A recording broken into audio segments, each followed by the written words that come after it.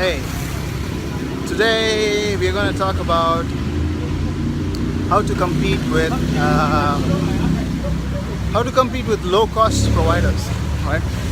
So a lot of us complain that on Upwork there are people willing to do their jobs for $10, $50. People from not so developed countries. Right? So people are like, how do I compete with that? How do I compete with somebody doing a job for a fraction of what I want to actually charge, just because they live in a country where it doesn't cost so much to live? You shouldn't. Just give up and go home. Kidding. So while this might seem like a really tough scenario, because of course it's very logical. They live in a country where the expenses are pretty low, so they can charge a lot lesser. So how would you compete? You're probably living in one of the expensive countries and blah blah blah. Anyhow, so here's the deal. Business owners are not stupid. Your clients are not stupid.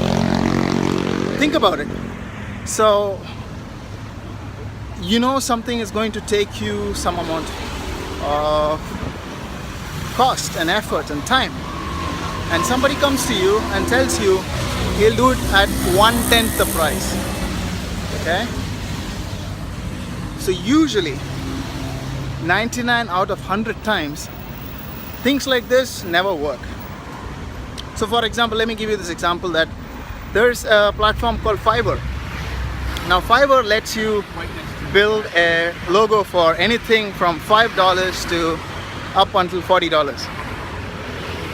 Does that mean everybody who makes logos for hire have to go out of business? No. The thing you're forgetting is that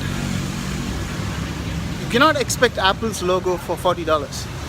Right? There's always quality, one. And good clients and good business owners want quality. Now the reason good business owners and good clients are not reaching out to you, or you're not able to find them, is because you don't understand how they think. You don't understand their perspective of how their life is like, what kind of people do they interact. The reason they're able to improve their business is partly because they learned how to filter out quality providers from low quality ones. Now you have to learn how to become a quality provider. That doesn't mean you sit and practice your logo designing skills for 200 hours.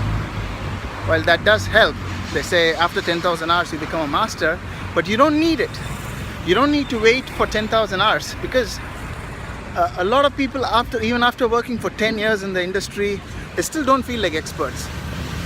Self-esteem problems.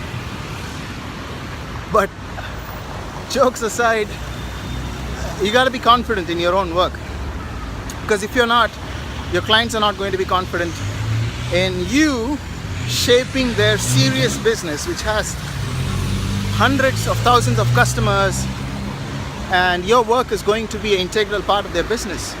So you got to be confident. Right? Now, coming back to how do you compete with low-cost providers? You don't. You're not in competition with them. That's the first lesson you have to learn. Now, for example, I make WordPress websites. Even though what I do is much more than that. I'm in the online marketing niche. I specialize in a bunch of themes, and so because of that, what happens is, if I ever thought I was in competition with these guys, then I should be charging $15 an hour or $10 an hour, because most WordPress sites people are willing to bill for $200. I mean, if there's somebody out there willing to build a full website for $200, why is a client even working with me? Why do I get clients? And so there's a big part of the picture you're missing.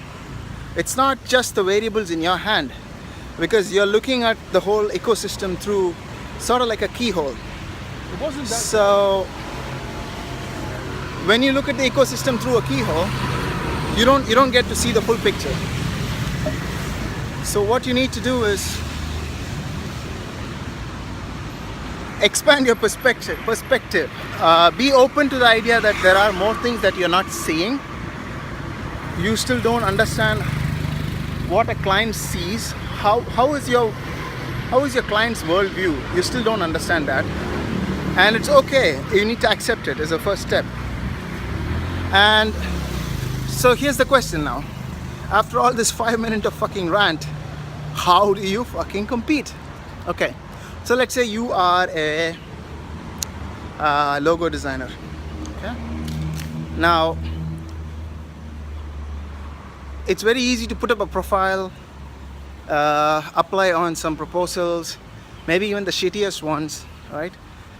And call it a day and say, hey, I applied and I didn't get the job. Now you have a serious problem of entitlement because you think this is how the world's supposed to work, but it doesn't work like that. Imagine how easy it would be if everybody just got to show up, send an application, and they just got a job. No, that's not how it works. And a lot of people also fall into the trap that I am going to work on low-cost projects just to get feedback. And once I get feedback, I'd probably, work with better clients because I'll have feedback, and then that means my credibility on Upwork is going up. So that enables me to get better projects. Now, that's also not how it works. Right. So what do you have to do really here? So the first step is there are two things here. One is positioning. So rather than calling yourself by the skill that you exhibit. So for example, let's say you are a logo designer and you don't call yourself a logo designer, and that's the most demeaning thing you can do to yourself, right? Because if all you can do is draw logos, draw beautiful logos, no wonder, then you can't charge more than those guys, right? What you're doing is much more than just making a logo. You're interacting with a brand, you're creating a brand. You are creating one of the most integral part of the brand, and you're helping customers remember them, increase sales. So you got to think outside, right? The second way is to specialize yourself. Make logos for only a certain industry. That is a good way to, that's kind of the easiest way to increase your prices, because rather than calling yourself a logo designer, if you say, I design logos for film stars, music bands, or something like that, corporate companies or IT companies, something where there is a big market, or personal health coaches, whoever it is. So if you belong to an industry where you can say, I design logos for them, then that's a good way to increase your prices. How does it work? Here's a simple example. If I say I'm going to a doctor, you're going to have certain set of expectations. If I say I'm going to a bone specialist, you're going to assume he's an expert.